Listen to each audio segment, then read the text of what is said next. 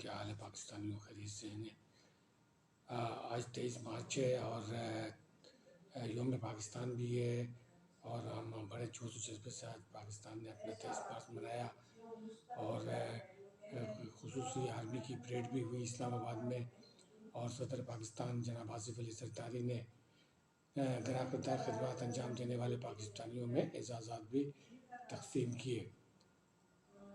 دوسری طرف یہ کہ آج قائد اعظم کے مزار پہ گارڈ آف آنر کی چینجز بھی ہوئی، جو بہت ہی خوش آئند بات ہے۔ دوسری طرف یہ کہ علی محمد خان جو پی ٹی آئی کے رہنما ہیں، انہوں نے کہا کہ انشاءاللہ 23 مارچ سے پہلے عمران خان جیل سے باہر ہوں گے اور عوام کے ساتھ ہوں گے۔ دوسری خبر یہ کہ جو ہمارے نئے وزیر خزانہ ہیں، انہوں نے کہا ہے کہ ہم 3 سال کے لیے IMF کا لون لیں گے، تو اور بڑی خوش آئند بات ہے کہ ہم لون لے رہے ہیں۔ تو میرے خیال میں یہ خوش آئند بات تو نہیں ہے کہ ہمارے سے بعد میں آزاد ہونے والے ملک کوئی لون وغیرہ کے چکر میں نہیں پڑ رہے ہیں، خاص طور پہ افغانستان دن دوگنی چوگنی ترقی کر رہا ہے۔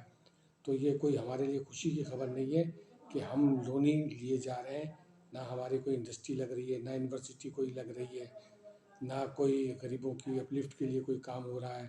صرف لون پر جو 130 ارب ڈالر تھا، اب میرے خیال 140 ہو جائے گا۔ تو ہمارے پاس کوئی جو ہے نا، ہمارا ایکسپورٹ بہت زیادہ کم ہے اور امپورٹ بہت زیادہ ہے، تو ہمیں اس طرف توجہ دینی پڑے گی۔ لون لے کے خوشیاں منانے سے تو کچھ بھی نہیں ہوگا۔ اب انہوں نے پھر کہہ دیا پیٹرول کا دام بڑھاؤ، گیس کا بڑھاؤ، بجلی کا بڑھاؤ، تو جو عوام مڈل طبقہ ہے، جو پاکستان کی مین طاقت ہے، وہ تو نیچے دبتے دبتے ختم ہو جائے گی۔ تو ہمیں اس طرف توجہ دینا چاہیے کہ اچھی اچھی یونیورسٹیاں بنائیں، کالج بنائیں، اور لون چھٹائیں، لون سے جان چھٹائیں۔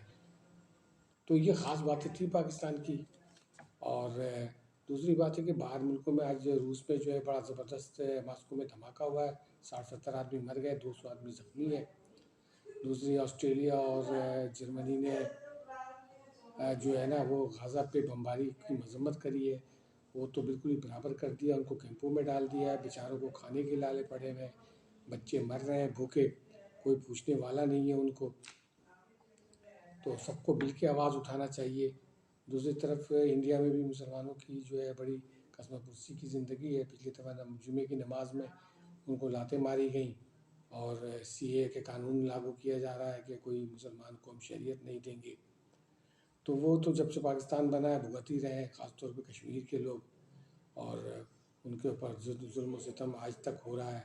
تو سب کو مل کے اس کے لیے بھی آواز اٹھانا چاہیے، اور اس طرح سے پھر پاکستان آگے بڑھ سکتا ہے۔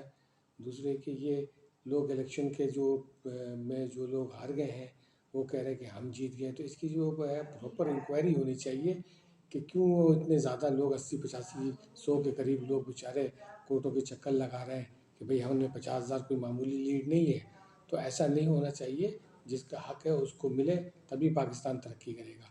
ہم یہ قرضے سود پہ لے کے اور دوسروں کا حق مار کے کبھی بھی ترقی نہیں کر سکتے ہیں، ہم پیچھے جائیں گے۔ ہمیں ایسا کام کرنا چاہیے جس سے اللہ خوش ہو۔ افغانستان میں دیکھ لو، 1 روپے کا سود کا کوئی لون نہیں ہے، آپ دیکھ لو وہاں کتنی ترقی ہو رہی ہے، کیسے کیسے روڈ بن رہے ہیں، اور ہماری روپیہ ان سے نیچے چلا گیا کہ جمعہ 4 دن وہ ان کو آزاد ہوئے۔ بنگلہ دیش کی کرنسی دیکھ لو، سب ان کے ایکسپورٹ ہے، ان کی انڈسٹری لگی ہوئی ہے۔ وہ نہیں، ایسے نہیں کہ ہم ایک پارٹی کے پیچھے پڑ گئے یا کسی کے پیچھے پڑ گئے، اور صبح سے شام تک عمران خان ہو رہا، پوری قوم اس کے پیچھے لگی ہوئی ہے۔